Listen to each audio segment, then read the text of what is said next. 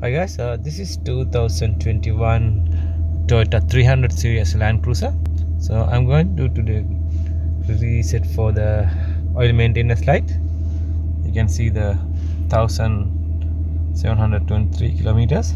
Okay, first you have to go back. You can see the screen. Now go to the settings. Okay, now go down the vehicle maintenance, press and hold that. You can see the oil maintenance, go down, press oil maintenance reset data. Okay,